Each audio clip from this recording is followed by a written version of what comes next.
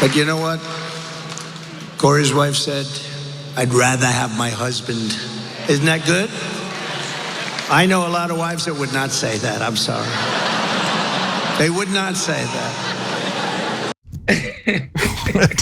Wow. During his campaign stop in Harrisburg, Pennsylvania, Donald Trump thought it would be appropriate to make a joke while talking about the man who was killed at his Butler rally. The joke about Corey Comperatore has sparked outrage online, understandably. Here's just one of the many examples.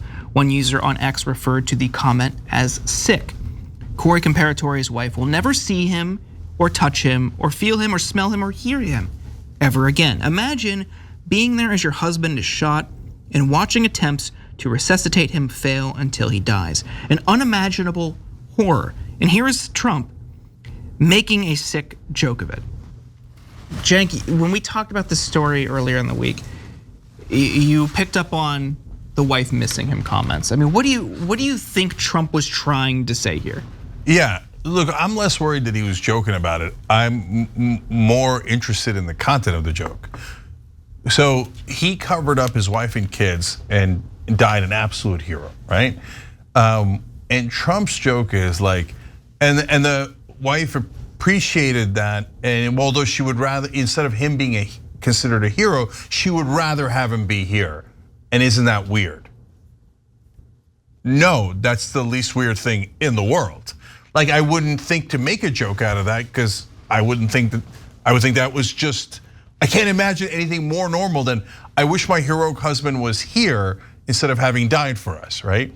But Trump makes that joke because he says it all the time. And we did a clip on it a couple of days ago where he's like, oh, during the shooting, Melania actually watched it and she was actually concerned. She might like or love me. I don't know, she might like me. So that's why at the top of his mind, he's like, can you believe a wife doesn't want their husband to be killed? Apparently that could happen. Wow, man, that is as dysfunctional a relationship as I have ever seen. That surprises you, brother? That surprises you. And remember earlier today, we showed you a clip where Donald Trump was saying, no one's ever called me weird. No, brother, you're weird. That's a weird joke, was. You know, here's where I want to cut Trump some slack. Isn't this like his third wife? You know, like he's a divorcee 2 times over, man, like, or 3 times over, however many times. Like he's experienced a wife falling out of love and being made sick by the sight of him multiple times. So he might just be predisposed to thinking that this is the case, guys. We gotta cut Donald Trump some slack, man. This guy's been through a lot of wives at this point. Yeah, and look, man, you know, I don't care about your personal life, and you got divorced. That's totally normal, no big deal, right? But the reason, that's not the reason you're weird. That happens to a lot of Americans, right? But when you bury your first wife on a golf course to get a tax break, that's weird. And that might be one of the reasons why you keep getting divorced, because you have no empathy at all. And that might be the same reason why you're surprised that a wife wouldn't want their husband murdered. We have to explain it to him. It's amazing that we have to explain it to him. Yeah. Totally not weird, totally normal, totally regular, totally relatable. I've been thinking a lot about what it would have looked like if this happened at a then Biden campaign rally, but just in general, what a different candidate might do in that situation. It doesn't even have to be a Democrat. The standard operating procedure if something like that happens at a politician's rally. And you look at what Trump did, and it just seems to just completely veer off course from what you would think would be expected. Didn't show up to the funeral, making jokes about it, the weird like kissing, hugging of the uniform that apparently was spelled wrong by the department at the RNC. I mean, it just seems so cynical. Like the whole campaign saw this, oh, this is an opportunity for us. We can lean into this. They don't really care, and you see that play out. To your point, Jack, there's no empathy here.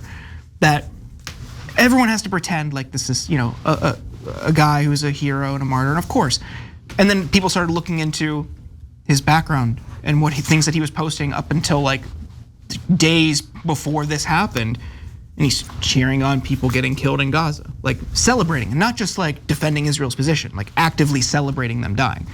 So it felt the whole situation felt very, very weird. And how they've deployed this has been very weird and sticky and cynical. The joke thing I think is strange. I guess I can kind of see how it's like, oh, most nagging wives wouldn't care. They'd be happy to get rid of them. Sure, but still, it's just not a joke that any sensible person would make at a rally. Yeah, look, to your point about if Biden had done it, I think about that in almost all the stories. If Biden had done any of the things that Trump did, or Kamala Harris had, or any Democrat had, oh my God, they would never ever stop. So if Biden kissed the helmet of the deceased firefighter, they'd be like, oh, what a creep, what's he doing that for? That's sacred, leave him alone, you're a creep, etc. You know, they'd go nuts over it. If he's making jokes about the guy's wife, oh my God, you don't care about America, blah, blah, blah.